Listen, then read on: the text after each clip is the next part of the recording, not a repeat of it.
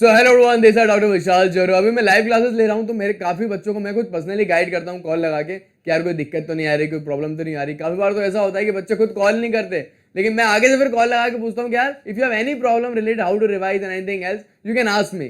तो काफी बच्चों का एक कॉमन क्वेश्चन यही है कि सर मैं काफी बार लिख के आता हूँ यूनिवर्सिटी एग्जाम्स में बट मुझे नंबर नहीं आ रहे, पीयू में सेशन में मुझे नंबर नहीं दिए, या फिर सर मेरा एक दोस्त है उसने मुझसे कम लिखा और मुझसे चीटिंग करके लिखा बट फिर भी उसके ज्यादा नंबर आ गए, मेरे नहीं आए। सर ऐसा क्यों हो रहा है?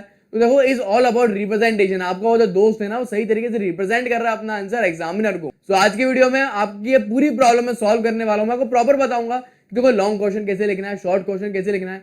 वो एक चीज होती है तो बोलते हैं कीवर्ड। अगर आप कीवर्ड लिख के आते हो तो आपको ज्यादा मार्क्स मिलते हैं। तो टॉपर टॉपर इसलिए नहीं होता, ज्यादा नॉलेज है, बस वो सही तरीके से रिप्रेजेंट करना जानता है। सो आज की वीडियो अगर तुमने देख ली तो तुम हाई स्कोरिंग बन जाओगे, टॉपर तुम्हें आज मैं बना दूंगा। तो लिखने का सही तरीका मैं आज बताता हूं।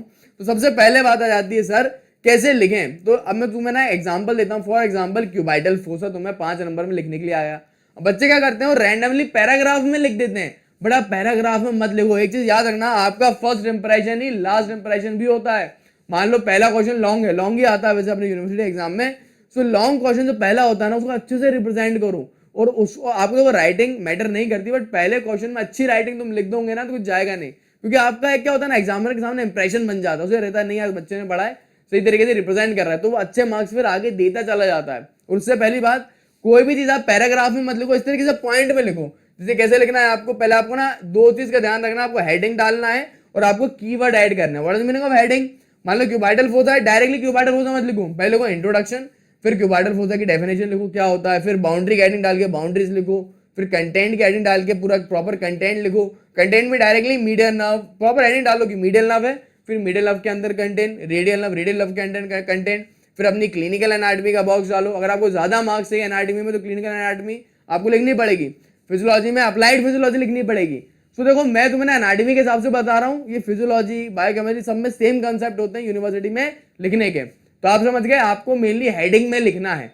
फिर अगर आपको ज्यादा मार्क्स चाहिए तो आपको लिखने पड़ेंगे कीवर्ड्स। कीवर्ड्स एक ऐसी लाइन होती है, अगर तुम लिख देते हो तो एग्जामिनर आपसे इंप्रेस हो जाता है। अगर आपको 3.5 दे रहा है तो 4 नंबर दे देगा। मतलब ये बहुत इफेक्टिव होते हैं, यही चीज टॉपर को टॉपर बनाता है।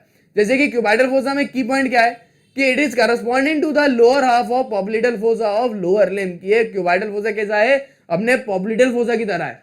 अब ये चीज लिखने की जरूरत नहीं है, बट एक की पॉइंट है। अगर तुम्हें लिख देते हो ना तो एग्जामिनर के सामने एक इंप्रेशन अच्छा जाता है और वो आपको ज्यादा नंबर दे देता है। नॉट इवन दिस, मेरे पास कुछ और भी ट्रिक्स हैं। जैसे कि क्या होता है ना, सबसे पहले हाईलाइट करना। What is meaning of highlight and make box? मैं तुम्हें ये समझाता हूं। देखो अब क्या होता है ना, जैसे कि डेफिनेशन है। अब देखो तुम एग्जाम में से हाईलाइट तो नहीं कर सकते, बट एटलीस्ट तुम अंडरलाइन कर सकते हो वो सारे इंपॉर्टेंट पॉइंट जो कि तुम एग्जामिनर को दिखाना चाहते हो। देखो एग्जामिनर के पास ना बहुत सारी कॉपी है, वो ना स्ट्रेस नहीं डालेगा, वो खुद नहीं ढूंढेगा यार इसने की पॉइंट लिखा नहीं लिखा। तुम्हें दिखाना पड़ेगा सर ये देखो मैंने लिखा है, अब तो आपको देखना पड़ेगा। क्या करो, सिंपल सा अंडरलाइन कर दो। आप डेफिनेशन को अंडरलाइन कर दो, आप की पॉइंट जो आपने लिखे आप वो अंडरलाइन कर दो। उससे क्या होता है ना, एग्जाम की नजर जाती है और इंप्रेशन वाली बात है वही अच्छा पड़ेगा। सेम आप एक और चीज कर सकते हो, बॉक्स बनाओ। जस्ट लाइक अगर आपने क्लिनिकल एनाटॉमी डाली है तो हेडिंग डाल के ना लिख के एक छोटा सा बॉक्स बना दो क्लिनिकल एनाटॉमी, और उसके अंदर क्लिनिकल एनाटॉमी के 3-4 पॉइंट्स लिख दो। सेम अगर आपके पास कोई इंपॉर्टेंट इन्फॉर्मेशन, जैसे कि ये क्या है, मेरे सारे नोट्स हैं।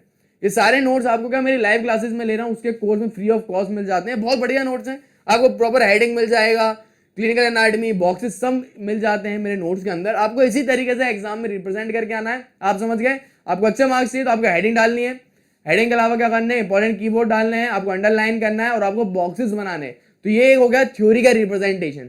फिर बात आती है आपको मार्क्स कब मिलेंगे, थ्योरी प्लस डायग्राम दोनों को मिला के। अब डायग्राम कैसे बनाना है ये बताता हूँ, शॉर्ट और लॉन्ग कैसे लिखना पड़ता है वो भी मैं अच्छे से एक्सप्लेन करता हूँ, किन हेडिंग्स में लिखना है। और उससे पहले तुम्हारी एक और प्रॉब्लम जो है मैं वो हल कर देता हूँ। सर हमारी ना थ्योरी हमें याद नहीं रहती सर, मैं कितना ही पढ़ लूं सर थ्योरी मुझे याद नहीं रहती। अब सर याद नहीं है तो लिखूंगा क्या? सर मैं बार बार चीजें भूल रहा हूं।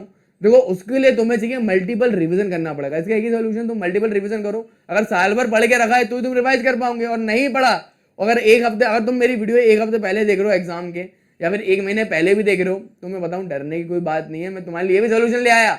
अगर आखिरी का 1 महीना भी बचा है ना तब भी तुम एग्जाम में पास हो सकते हो। मैं तुम्हारे लिए लाया हूँ लाइव कोचिंग। लाइव का मतलब क्या है, मैं तुम्हारे सामने साक्षात होऊंगा, मतलब तुम यहाँ पे लाइव कमेंट चल रहे होंगे, तुमसे डाउट पूछो, 10 बार बोलो कि सर रिपीट करो। लाइव में क्या होता है, कोचिंग की तरह है। 2 घंटे पढ़ना है तो पढ़ना, तुम बैठे रहोगे। फिर दूसरी चीज क्या होती है, ऑनलाइन है, हाँ घर पे कहीं भी बैठ के तुम ले सकते हो। तो टोटल मैं आपको 20 दिन में एनाटॉमी बायोकेमिस्ट्री खत्म करूंगा। 1 जून से मेरी लाइव क्लासेस स्टार्ट हो रही हैं। और अगर तुम और लेट जून के बाद भी मेरी वीडियो देख रहे हो तब भी डरने की कोई बात नहीं है, आपको लाइव क्लासेस के रिकॉर्डेड वीडियो मिल जाएंगे। जो भी मैंने लाइव में पढ़ा है उसकी रिकॉर्डेड वीडियो भी तुम्हें मिल जाएंगे रिकॉर्डेड सेशन में। तो तुम तब भी पास हो सकते हो। अगर तुम्हारे पास 1 हफ्ता भी है या 4 दिन भी है तब भी सारी रिकॉर्डिंग वीडियो है। और एक क्रैश कोर्स है, मतलब पूरा अपर लिम्ब 2 वीडियो में, एब्डोमेन पूरा 4 वीडियो में। तुम एक दिन में 4 वीडियो आराम से देख सकती हो। तो एक दिन में पूरा एब्डोमेन हो जाएगा। और मैं पढ़ाता ऐसे हूं कि मेरा ये तुम्हें याद करवाना है। मैं अलग अलग निमोनिक्स जिंगल्स गाने बनाऊंगा, मैं आपको प्री रिकॉर्डेड वीडियो मिलेंगी, लाइव लेक्चर मिलेंगे, साथ में आपको मेरे नोट्स मिलेंगे, बुक पीडीएफ मिलेगी। और एनाटॉमी के साथ बायोकेमिस्ट्री फ्री है, बायोकेमिस्ट्री 7 डे सीरीज, ये भी लाइव पढ़ाऊंगा मैं आपको। 2 सब्जेक्ट में बिल्कुल आपको ना पास करवा दूंगा, रटवा दूंगा, ये 100% मेरी गारंटी है। मेरे ऐप में कोर्स होने वाला है, लिंक डिस्क्रिप्शन में है, आप जाके चेक कर सकते हैं। एक नंबर भी दिया हुआ है, वहां से बात कर सकते हैं। तो अगर आप में आखिरी में अगर आप कर रहे हो तो आपको लाइव कोचिंग चाहिए पड़ेगी, क्योंकि आखिरी में आप खुद से सिलेबस नहीं कर पाओगे।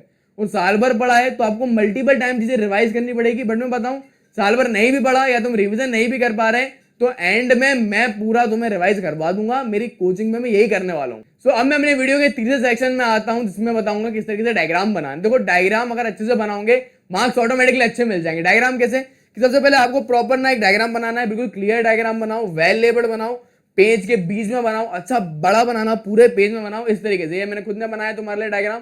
प्रॉपर एक डायग्राम बनाया, देखो लेवलिंग सही से करिए, बड़ा डायग्राम और एक बॉक्स बना दो डायग्राम के ऊपर। तो इस तरीके से डायग्राम बनाओगे बहुत से मार्क्स मिलेंगे। उसके अलावा कलर कोडिंग यूज करो, आपको पता है आर्टरी में रेड वेन, ये प्रॉपर मैंने ना ये वाली वीडियो मेरा एक्सप्लेन करा है, हाउ टू डू डायग्राम। तुम ये वीडियो भी देख सकते हो इसके लिए। मतलब अगर आपने थ्योरी सही तरीके से रिप्रेजेंट कर दी और डायग्राम सही तरीके से बना दिए तो बहुत अच्छे मार्क्स मिल जाएंगे। और दूसरी थ्योरी अच्छे से कंसेप्ट अच्छे क्लियर होने चाहिए। फिर बात आती है सर शॉर्ट आंसर कैसे लिखना होता है, ये भी एक कला है। सो इट्स ऑल अबाउट कि आपको ना हर चीज सीक्वेंस में लिखनी है। अब सर सीक्वेंस क्या होता है, देखो अब तुम कोई भी शॉर्ट आंसर है, मान लो क्वाड्रेटिक फोसा, पहले डेफिनेशन लिखोगे, बाउंड्री लिखोगे, कंटेन लिखोगे, यही सही सीक्वेंस है। ऐसा मत करना है कि पहले तुमने क्या करा, डेफिनेशन के बाद कंटेन लिख दिया फिर बाउंड्री लिख दी। नहीं, क्लासिफाई मैनर में लिखो, सीक्वेंस में लिखो। कोई भी टॉपिक आए, अगर अब तुम सिंपल बात है, अगर फ्लेक्सर रेटिनाकुलम क्यों ना है, पहले डेफिनेशन लिखते हैं फिर अटैचमेंट फिर रिलेशन लिखेंगे ना। ऐसा मत करना कि पहले डेफिनेशन लिख दी फिर रिलेशन बाद में अटैचमेंट।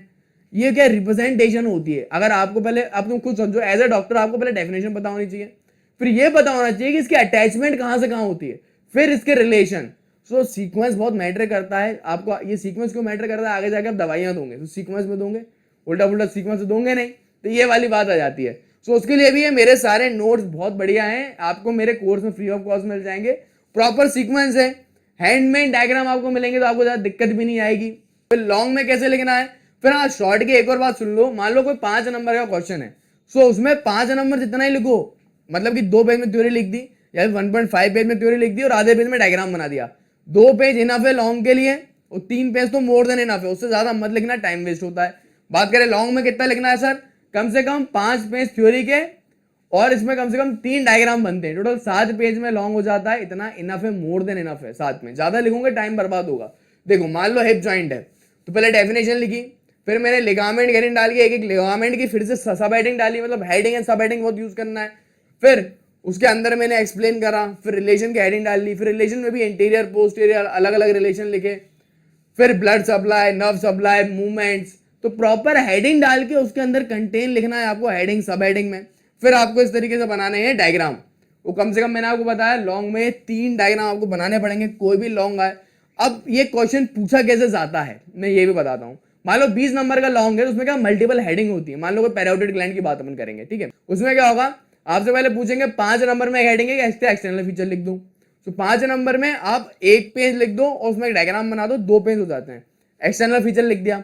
फिर दूसरी सब हेडिंग क्या होती है, मान लो ब्लड सप्लाई है, नर्व सप्लाई 2 नंबर की है, तो आपने 2 नंबर जितना ही लिखना है, ऐसा नहीं कि उसमें 2 पेज भर दिया, नहीं, आधा पेज भर तो काफी है। फिर नेक्स्ट क्या है, कैप्सूल, कैप्सूल लिख दिया। बट दिक्कत जब आती है जब उसमें वो 5 नंबर पूछता है हिस्टोलॉजी। अब आप बोलो सर मैंने तो पढ़ा नहीं हिस्टोलॉजी, तो वही मैं बात कर रहा हूँ, आपको पता होना चाहिए कि लॉन्ग में क्या क्या पूछते हैं, हिस्टोलॉजी, एम्ब्रोलॉजी, ऑर्गन्स की ये भी पूछ ली जाती है, तो आपको ये भी याद करना पड़ेगा। और ये सारी चीज मैं आपको मेरी लाइव कोचिंग में पढ़ा दूंगा, लाइव क्लासेस के अंदर सब होने वाला है। ये क्रैश कोर्स है, हिस्टोलॉजी की स्लाइड कैसे बनानी है वो भी बता दूंगा, एम्ब्रोलॉजी क्या होती है वो भी बता दूंगा। सो आपको जितने भी लॉन्ग टॉपिक्स होते हैं उनके अलग से हिस्टोलॉजी, एम्ब्रोलॉजी करनी पड़ेगी और कौन कौन से टॉपिक में करना है ये सब मैं अलग से वीडियो बना दूंगा। इंपॉर्टेंट टॉपिक है नोट्स की वीडियो, उसमें तुम देख लेना, या फिर तुम मेरी लाइव कोचिंग में तुम बता नहीं वाला हूं, तो वहां पे तुम्हारा अलग से काम हो जाएगा। तो इस तरीके से एक लॉन्ग में आपको लिख के आना है। फिर आते हैं सर हम क्या क्या पढ़े सर, पूरा पढ़ना पड़ेगा क्या? देखो अब यहाँ पे जाता है बात स्मार्ट वर्क की। अभी आप पे डिपेंड है कि आप एक स्मार्ट आदमी हो कि वही मजदूर आदमी हो। याद रखना जो बैक बेंचर्स होते हैं ना, तुम साल भर सोच लेना यार बहुत मस्ती कर रहा है, फेल होगा, बट पास वही होता है। क्योंकि इस समय मैक्सिमम बैक बेंचर ही मेरी वीडियो देख रहे होंगे, क्योंकि उन्हें पता है कि लास्ट में प्रॉपर क्या गाइडेंस लेनी है, किस तरीके से पढ़ना है। तो यही वाली बात है, स्मार्ट वर्क करो। जब आना एमपी से है, बहुत स्मॉल पोर्शन से जब क्वेश्चन आने तो वही पढ़ो ना, एमपी टॉपिक पढ़ो। उसके लिए भी मैंने समस्या दूर कर दी है, एक पूरा फ्लो चार्ट बना दिया है एमपी टॉपिक का। ये पूरा फ्लो चार्ट जितने भी मेरा कोर्स एनरोल करते हैं ना, उनको 2 चीज एक्स्ट्रा मिलती है, मेरा नंबर, दूसरा ये आईएमपी टॉपिक का फ्लो चार्ट। मैं तुम्हें प्रिंटेड फ्लो चार्ट भिजवा देता हूँ 10-12 की, तुम अलग अलग दीवारों पे चिपका लो। ना सिर्फ ये मेरे ऐप पे भी आपको मिल जाता है, सारे आईएमपी टॉपिक्स में लिखे हैं लाइन वाइज, तो आप इस दीवार में चिपका लो। और इतने इतने ही टॉपिक आपको करने हैं, इतने के ही डायग्राम आपको प्रैक्टिस करनी है, क्योंकि 90% इससे क्वेश्चन आएगा।